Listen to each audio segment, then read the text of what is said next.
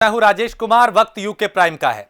BJP प्रदेश अध्यक्ष बंशीधर भगत ने एक बड़ा बयान देके सियासत को एक बार फिर गरमा दिया है। दरअसल बंशीधर भगत ने कहा कि 2022 का चुनाव सिर्फ मोदी जी के नाम पर नहीं जीता जा सकता। इस बार का जो चुनाव होगा वो अलग मुद्दों पर होगा, जिस पर कांग्रेस प्रदेश प्रवक्ता गरिमा दसोनी और हरीश रावत ने तंज कसा और सरकार को घेरा। दसोनी ने कहा, बेरोजगारी, बिगड़ती अर्थव्यवस्था को देखते हुए प्रदेश अध्यक्ष ने भी साफ कर दिया है कि अब मोदी के नाम पर वोट नहीं मिलेंगे। आज सोशल मीडिया पर एक बहुत ही जोरदार और हास्यास्पद वीडियो वायरल हो रहा है। ये वीडियो है उत्तराखंड भाजपा प्रदेश अध्यक्ष बंशीधर भगत जी का, जिसमें वो कुछ मीडिया चैनल्स को ये कहते हुए पाए जा रहे हैं कि मोदी जी की कोई लहर अब देश में नहीं रही और यदि किसी को चुनाव जीतना है तो उसको मेहनत करनी होगी। और मोदी के नाम पर जनता ने बहुत वोट दे दिया, लेकिन अब जनप्रतिनिधियों को अपने को साबित करना होगा, कुछ करना होगा जनता के लिए। यानी कि उन्होंने इस बात की तस्दीक कर दी कि आज तक जितने भी चुनाव भाजपा जीतती आई है वो सारे के सारे मोदी नाम पर जीत कर आई है। जनप्रतिनिधियों का कोई योगदान अपनी जनता के प्रति, अपनी विधानसभा के प्रति नहीं रही है। और वो इस बात को मान गए हैं कि डामाडोल अर्थव्यवस्था के चलते, किसानों की दुर्दशा के चलते, बेरोजगारी के चलते, महंगाई के चलते अब जनता मोदी के नाम पर वोट नहीं देगी। जो काम करके दिखाएगा उसी को वोट मिलेगा और वही चुनाव में विजयी प्राप्त करेगा। तो आज मोहर, जिस बात को हम कहते आ रहे थे, आज मोहर बंशीधर भगत जी ने खुद लगा दी। भाजपा के प्रदेश अध्यक्ष बंशीधर भगत जी अनुभवी व्यक्ति हैं, धरातली व्यक्ति हैं और उन्होंने बहुत सही समय पर एक सही राय, जो अब टाइम टेस्टेड राय है, भाजपा के विधायकों को दी है कि आप मोदी जी पर ही भरोसा मत करो, आपको अपना काम भी सुधारना चाहिए। काम में भाजपा जीरो है और मोदी जी का करिश्मा भी अब ढलान की तरफ है। तो उत्तराखंड के अंदर भाजपा की पराजय निश्चित है, मगर कांग्रेस को भी उनकी इस सलाह पर गौर करना चाहिए। हमको केवल भाजपा के नकारात्मक कार्यों की वजह से सत्ता में नहीं आना है, बल्कि अपने पॉजिटिव एजेंडे के साथ आना है और हमको पॉजिटिव एजेंडा तैयार करना चाहिए और उस पर काम करना चाहिए। निश्चित रूप से मैं कह सकता हूं कि मोदी लहर के सहारे अब किसी की नैया पार नहीं होगी। स्वतः मेहनत करनी पड़ेगी, सबको क्षेत्र में जाना पड़ेगा। क्षेत्र में जाकर के लोग मेहनत करेंगे तब लोग उनको वोट देंगे। अब ऐसा नहीं है कि मोदी के नाम से लोग वोट दे देंगे, बहुत दे दिया मोदी के नाम से वोट। आगे मेहनत स्वयं करनी पड़ेगी, लोगों को खुद क्षेत्र में जाना पड़ेगा। और ये मैंने कहा है कि परफॉर्मेंस सबकी देखेंगे तभी उनके टिकट होंगे और परफॉर्मेंस सबके अच्छे आएंगे, ऐसा मुझे उम्मीद है। लेकिन फिर भी परफॉर्मेंस देखी जाएगी, तो इसके लिए लोगों को क्षेत्र में जाना चाहिए कि हम खाली मोदी के नाम से जीत जाएंगे, ऐसा अगर मन में भाव रखेंगे तो फिर ये गलत होगा। तो यही वो बयान था जिस पे कांग्रेस अब चुटकी लेती हुई नजर आ रही है। आगे बढ़ते हैं। वेद निकेतन आश्रम में आयोजित पट्टाभिषेक कार्यक्रम के दौरान संतोष भारती ने पूरे विधि विधान के साथ हरिद्वार से आए तमाम अखाड़ों से जुड़े महंतों की मौजूदगी में पट्टाभिषेक किया। इस अवसर पर पूजा पाठ और मंत्रोच्चारण के बाद माता संतोष भारती को महामंडलेश्वर चुना गया है और बालकानंद गिरी जी महाराज की अध्यक्षता में वेद निकेतन धाम के महामंडलेश्वर पद पर अभिषेक किया गया उनका। और आज जहाँ बैठे हैं वेद निकेतन, यह हमारे निधनी अखाड़े के बहुत पुराना संबंध है। और जो विश्व गुरु महाराज थे, बिरेश्वर महाराज जी हमारे अखाड़े के महामंडलेश्वर थे। आज उनकी शिष्या जो हम लोगों ने दिव्या सरस्वती महाराज जी को विधिवत मंडलेश्वर पद से पट्टाभिषेक किया है और उन्होंने भी आज हमारे इस पद को स्वीकार भी किया है। तो आज से और परंपरा से, अनादिकाल से यह आश्रम निरंजनी अखाड़े से संबंध था, संबंध रहेगा, वो कभी टूट नहीं पाएगा। और एक बात मैं आपसे वो कह सकता हूँ कि माता जी के साथ पूरा अखाड़ा है और अखाड़ा जब जुड़ता है तो तन मन धन से जुड़ता है। तो इसलिए आज इनके साथ हम तन मन धन से हैं और इनके ऊपर किसी प्रकार की कोई विपत्ति आपत्ति आती है तो अखाड़ा तैयार रहेगा और माता जी का पूरा साथ देगा। इसलिए आज इनको विधिवत हम लोगों ने सभी संतों की मौजूदगी में, उपस्थिति में इनको महामंडप दिया है। प्रयागराज में मुस्लिम महिला द्वारा हिंदू देवी देवताओं को अपमानित करने यानी उनके खिलाफ अभद्र भाषा पर अखिल भारतीय अखाड़ा परिषद के अध्यक्ष महंत नरेंद्र गिरी महाराज ने तीखी प्रतिक्रिया देने के साथ ही मोदी सरकार से समान नागरिकता कानून लाने की मांग की है। हरिद्वार पहुंचे नरेंद्र गिरी महाराज ने कहा, मुस्लिम देश में अल्पसंख्यक होकर भी हमारे देवी देवताओं को गाली दे रहे हैं। इस तरह के शब्द उन्होंने कहे। राम मंदिर तोड़ने की धमकी दे रहे हैं। अगर ये बहुसंख्यक हो जाएंगे तो भारत में हिंदुओं का रहना दुश्वार कर देंगे। ऐसी प्रतिक्रिया नरेंद्र गिरी ने दी, उन्हें सुनते हैं। तय हो गया, अधिकारी उसी हिसाब से काम करें। पुलिस प्रशासन और स्थानीय प्रशासन, मेलाधिकारी को भी कहा गया है कि आप उसी अनुसार काम करें। काम में थोड़ा तेजी लावें, काम सुस्ती है, ये बातें हैं। शहर की सजावट और शहर की जो गलियां हैं। डोईवाला में मुख्यमंत्री त्रिवेंद्र सिंह रावत की ड्रीम प्रोजेक्ट सूर्यधार झील का पर्यटन मंत्री सतपाल महाराज ने निरीक्षण किया। इस दौरान सतपाल महाराज ने काम का जायजा लिया और काम में तेजी लाने के लिए अधिकारियों को निर्देश दिए। साथ ही सतपाल महाराज ने स्थानीय लोगों की समस्याओं को भी सुना। पर्यटन मंत्री सतपाल महाराज ने कहा, सूर्यधार बांध बनने से पर्यटन को बढ़ावा मिलेगा, जिससे स्थानीय लोगों के साथ प्रदेश की आर्थिक स्थिति में सुधार आएगा। ये मुख्यमंत्री जी का ड्रीम प्रोजेक्ट है और ये कम लागत में बनना चाहिए, क्योंकि ऐसी उन्होंने घोषणा की। ये इसका विड्थ बढ़ गई, इसका मतलब इन्होंने डिटेलिंग में डिटेल जो कॉन्सेप्ट था वो ला नहीं पाए, इसका मौका मुआयना नहीं किया, इसका पूरी प्लानिंग नहीं बन पाई। ये उनकी तरफ से बहुत बड़ी है और यहाँ के लोगों का ये है कि हमारे गांव की सड़क बने, उसके लिए भी हम प्रयासरत रहेंगे, कार्रवाई गतिमान करेंगे। और उसके साथ साथ टूरिज्म में ये चाहते हैं कि यहाँ मंदिर भी है, वो टूरिज्म में आए, तो वो सब लाने का हम प्रयास करेंगे ताकि स्थानीय लोगों को रोजगार मिले, यहाँ के बच्चों को काम मिले, रोजगार मिले। धर्मनगरी हरिद्वार में व्यापारियों ने स्वास्थ्य विभाग पर लापरवाही बरतने का आरोप लगाया। अपर बाजार रोड के व्यापारियों ने राज्य सरकार के खिलाफ प्रदर्शन भी किया और हरिद्वार में स्वास्थ्य सेवाओं में सुधार लाने की मांग की। इस दौरान व्यापारियों ने आरोप लगाया कि शहर में कोरोना के साथ ही डेंगू का प्रकोप भी बढ़ता जा रहा है, लेकिन स्वास्थ्य विभाग इस तरफ कोई ध्यान नहीं दे रहा। शहर में ना तो दवाओं का छिड़काव किया जा रहा है, ना ही सैनिटाइजेशन का काम हो रहा है। व्यापारियों ने राज्य सरकार से हरिद्वार में स्वास्थ्य सेवाएं दुरुस्त करने की मांग की और 1 सप्ताह में मांग पूरी न होने पर उग्र आंदोलन की चेतावनी दी है।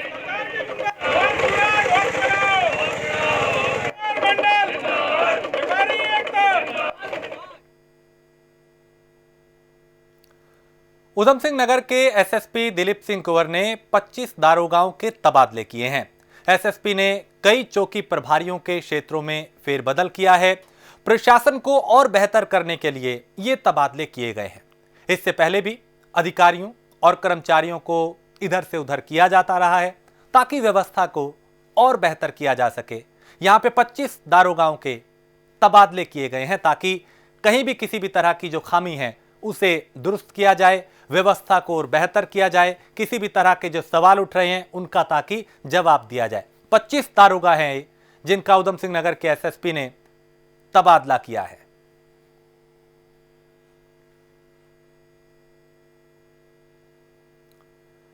रुड़की की मंगलोर कोतवाली पुलिस ने चोरी किए गए ट्रकों के चेसिस नंबर बदलकर बेचने वाले गिरोह का पर्दाफाश किया है। पुलिस ने चोरी किए गए ट्रकों के इंजन व चेसिस प्लेट बरामद कर 4 आरोपियों को गिरफ्तार किया है। मंगलोर कोतवाली प्रभारी ने बताया कि यह गिरोह अनफिट ट्रकों की चेसिस नंबर, इंजन नंबर प्लेटों को उतारकर चोरी किए हुए ट्रकों में लगाकर इसका व्यापार करते थे। चोरी किए हुए ट्रक उत्तर प्रदेश के मुजफ्फरनगर क्षेत्र से लाते थे। पुलिस आरोपियों की आपराधिक इतिहास खंगालने में जुटी है। कितने ट्रकों की बाजार में अब तक ये भेज चुके हैं उनके बारे में भी जांच की जा रही है और कौन इनका गिरोह का सरगना है इस बारे में भी पता लगाने की कोशिश की जा रही है ताकि कहां-कहां इन्होंने ट्रकों को बेचा है, कहां-कहां से चोरी किए हैं, इन चीजों का भी पता लगाया जा सके। फिलहाल कोशिश ये है कि इन कड़ियों को जोड़ के पूरी चेन को लपेटे में लिया जा सके। यहाँ पे एक गिरोह सक्रिय था और ये सूचना आ रही थी कि कुछ लोग जो पुराने कंडम ट्रक हैं उसको कबाड़ी के यहाँ कटवा कर उसकी इंजन जो चेसिस नंबर होता है उसको चोरी या अन्य जो वैसे ट्रक होते हैं अवैध तरीके से लाए होते हैं उस पर वेल्ड करके उसके कागज़ों पे उस ट्रक को चलवाने की एक सूचना आई थी। इस सूचना पर एसएसपी महोदय द्वारा निर्देशित किया गया था और इस पर कल पुलिस टीम द्वारा मंगलौर पुलिस टीम द्वारा 3 अभियुक्त गणों को तसव्वुर, दानिश और वसीम को पकड़ा। एक व्यक्ति इसमें जहीर जो है फरार है। इनके विरुद्ध मुकदमा कायम किया गया है 420 67 71 के तहत और ये इस गिरोह के बारे में अन्य जानकारियां ली जा रही हैं और जैसे भी इनके आगे को जानकारी मिलेंगे उसके अनुसार उनके विरुद्ध भी वैधानिक कार्रवाई की जाएगी। हरिद्वार के एक निजी स्कूल द्वारा लगातार फीस मांगने और जमा ना करने पर लेट फीस जुर्माना लिया जा रहा है। आपको बता दें कि ज्वालापुर के द विजडन ग्लोबल स्कूल के खिलाफ अभिभावकों की शिकायत पर शिक्षा विभाग ने जांच शुरू करने की पहले बात कही थी, लेकिन गहरी साठगांठ के चलते स्कूल प्रबंधन का बाल भी बाका नहीं हो पाया, जिसके चलते आज अभिभावकों ने स्कूल प्रबंधन पर जबरन दबाव बनाकर भारी भरकम फीस वसूलने को लेकर प्रेस कॉन्फ्रेंस की।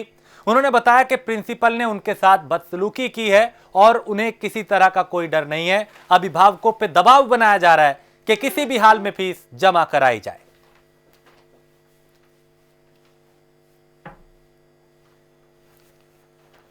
तकलीफ है यहाँ पे तो बच्चों को लेके चले जाइए, कोई तकलीफ नहीं है यहाँ। तो ठीक है सर, फिर आप ये रिटर्न में एक मिनट आप ये रिटर्न में दे दीजिए। अगर आपको बैग नाम आप किसी का काट नहीं रहा, उस दिन भी आपको आपकी वजह से नहीं चल रहा है। भाई साहब भूल जाओ ये सब कि यदि नरेंद्र मोदी की वजह से ये देश चल रहा है, राजीव गांधी की जगह से ये देश चल रहा है और आपके लिए आपका परिवार चल रहा है। सर हमने 19 तारीख को भी प्रेस कॉन्फ्रेंस करी थी और हम मुख्य शिक्षा अधिकारी जी ने उस पर जांच बैठाई स्कूल के खिलाफ और स्कूल ने उस पर जांच कमेटी बैठी हुई है। हमारी कल बात भी हुई थी मुख्य शिक्षा अधिकारी से, उन्होंने कहा आप अपने डॉक्यूमेंट्स दें और हमारा सरकार से यही कहना है प्रशासन से कि हम जो है बहुत सिंपल यही प्रार्थना कर रहे हैं सबसे स्कूल से कि आप जो है अपनी जेन्युइन ट्यूशन फीस लें, जस्टिफाइड ट्यूशन फीस लें, आप मानकों को देखें। ये ग्लोबल विजडम पब्लिक स्कूल है जिसकी आए दिन बहुत ज़्यादा शिकायतें भी मिल रही हैं। आज गार्जियंस को सड़कों पर उतरना पड़ रहा है, अपनी लड़ाई लड़नी पड़ रही है। क्या इसी दिन के लिए हमने सरकारें चुनी थी? आज शिक्षा विभाग के घोर लापरवाही की वजह से ये सब आज हमें समय देखना पड़ रहा है। हरिद्वार के कनखल में हरिद्वार की मेयर अनीता शर्मा ने भगवान गणेश की आरती की और भगवान श्री गणेश जी से कामना की है कि इलाके से जल्द ही कोरोना महामारी और डेंगू से लोगों को निजात मिले। साथ ही उन्होंने कहा कि नगर निगम लगातार क्षेत्र में साफ सफाई के ऊपर पूरा ध्यान दे रहा है। आज हम पूरे देश में हरिद्वार को उचित स्थान देने में कामयाब हुए हैं, क्योंकि हरिद्वार में भारी संख्या में श्रद्धालु देश के कोने कोने से आते हैं और इस समय महामारी के चलते हरिद्वार की साफ सफाई पर विशेष ध्यान दिया जा रहा है। वहीं धार्मिक अनुष्ठान भी किए जा रहे हैं, लेकिन कठिन समय में कोरोना का पालन अनिवार्य किया गया है। जो नियम है उनका पालन जरूरी है।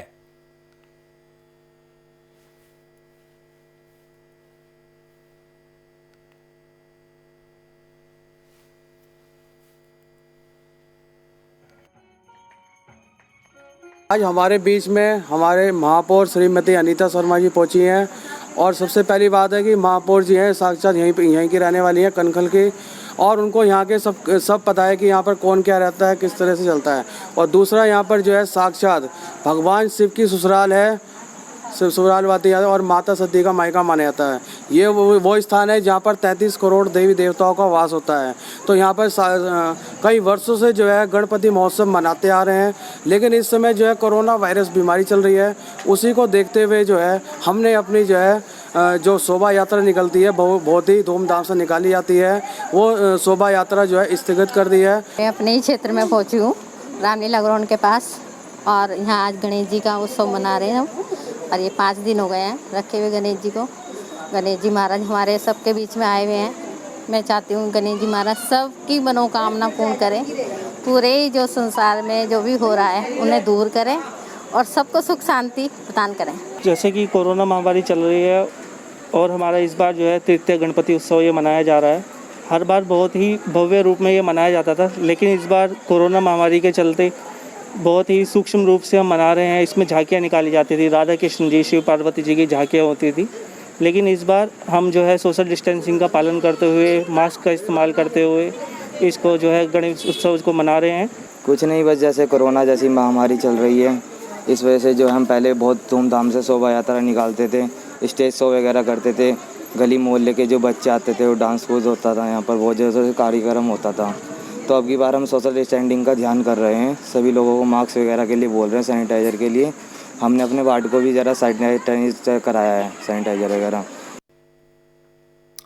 भारतीय जनता पार्टी के खानपुर विधायक कुंवर प्रणव सिंह चैंपियन की बीजेपी में वापसी के बाद विभिन्न सामाजिक राजनीतिक संगठनों और आम जनता में भारी आक्रोश है।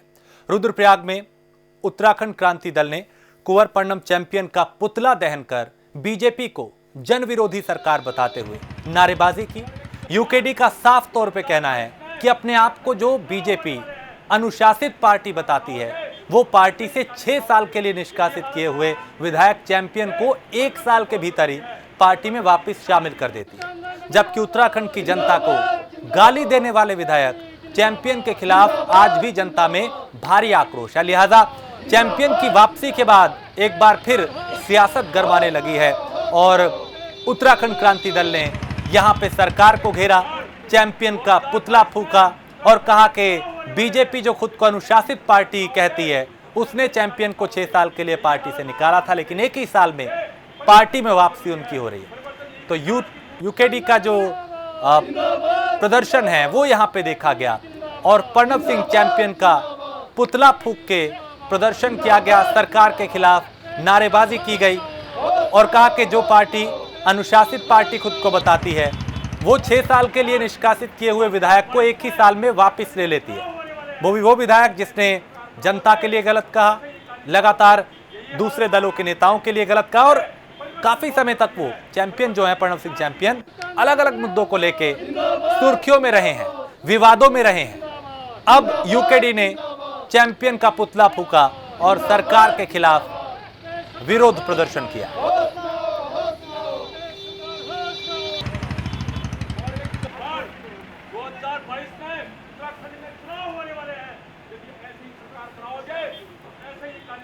उत्तराखंड क्रांति दल ने आज रुद्रप्रयाग में सरकार का पुतला दहन किया है। इसके पीछे कारण ये है, पिछले वर्ष में एक विधायक ने, जो मैदानी क्षेत्र का विधायक है, उसने उत्तराखंड के पहाड़ियों को डायरेक्ट गालियाँ दी हैं, अपशब्दों का प्रयोग किया है और तमाम अखबारों में, तमाम समाचारों में ये आया और जब चारों तरफ से वो हल्ला हुआ तो भाजपा सरकार ने उसको 6 साल के लिए निष्कासित किया। और आज क्या ऐसी मजबूरी आ गई जिसके 57 विधायक हैं, उस निष्कासित विधायक को, पहाड़ियों का अपमान करने वाले विधायक को वापस बड़े स्वागत के साथ माला डाल करके अपनी पार्टी में फिर लेके आया। भ्रष्टाचार के आखंड में डूबी हुई है, बलात्कारी जो है बिल्कुल पांव फैला रहे हैं, खनन माफिया इस प्रदेश में पांव फैला रहे हैं। और कितना बड़ा दुर्भाग्य है कि जिस मातृशक्ति के दम पे राज्य हमने पाया है, जिसके लिए मातृशक्ति ने बलिदान दिया है, उस मातृशक्ति का इनका एक विधायक सरेआम जो है उसकी बेइज्जती करता है।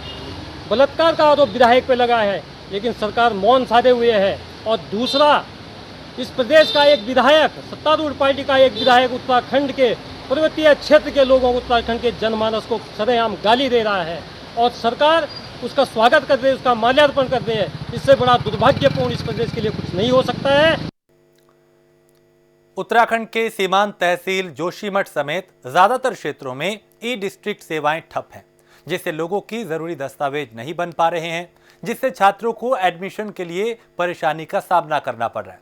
बताया जा रहा है कि ई डिस्ट्रिक्ट सेवा की साइट कहीं 14 दिन से 1 सप्ताह से बंद चल रही है, यानी कहीं पे वो 2 सप्ताह से बंद है, कहीं पर 1 सप्ताह से बंद है। वहीं जिम्मेदार अधिकारियों का कहना है कि आला अधिकारियों को अव्यवस्था के बारे में बताया जा चुका है, लेकिन इस मामले में उनकी कोई सुनवाई नहीं हो रही है। लेकिन इस सब के बीच अगर कोई परेशान हो रहा है तो वो छात्र है, वो आम जनमानस है। उनके सामने कई तरह की परेशानी है, कई तरह की चुनौतियां हैं। कहीं पे एडमिशन लेना है, कहीं पे दूसरी तरह की चीजों की जरूरत है, दस्तावेजों की, और कहीं पे ये सेवा 1 सप्ताह से बंद है, कहीं पे 2 सप्ताह से बंद है। लिहाजा लोग यहां के परेशान होते हुए नजर आ रहे हैं।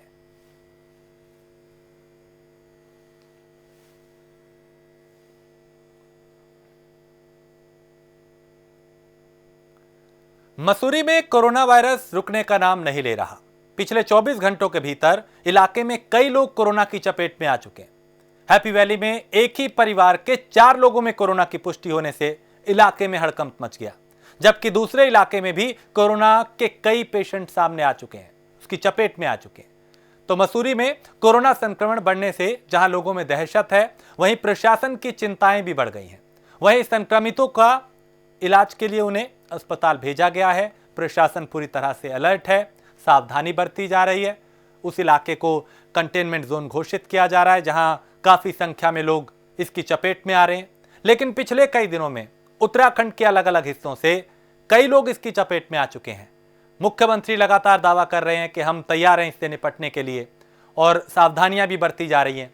प्रशासनिक स्तर पे भी तैयारियां पूरी हैं, प्रशासन भी अपने आप अलर्ट है और वो ये कह रहा है कि हम तैयार हैं हालात से निपटने के लिए। लेकिन दिक्कत तब हो जाती है जब नए मामले सामने आते हैं, यानी जो लोग अभी इसकी चपेट में हैं उन्हें ठीक किया जा रहा है। लगातार डॉक्टर्स, मेडिकल स्टाफ इस कोशिश में है कि उन्हें रिकवर किया जा सके, लेकिन नए मामले शासन प्रशासन की चिंता को बढ़ा रहे हैं।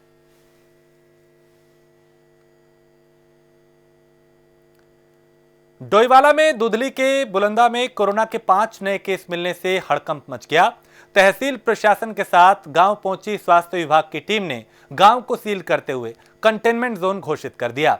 वहीं ग्राम प्रधान के जरिए गांव को सैनिटाइज कराया है, जबकि गांव में अगले आदेश तक आने जाने वालों पर रोक लगा दी गई है। डोईवाला का यह इलाका है जहां कई कोरोना पॉजिटिव मिलने के बाद प्रशासन पूरी तरह से हरकत में है। इसे कंटेनमेंट जोन घोषित किया गया है और रास्ता बंद कर दिया गया, ताकि ना तो यहां से कोई इस इलाके से बाहर जा पाए, ना ही कोई भीतर आ पाए, ताकि कोरोना को बढ़ने और फैलने से रोका जा सके।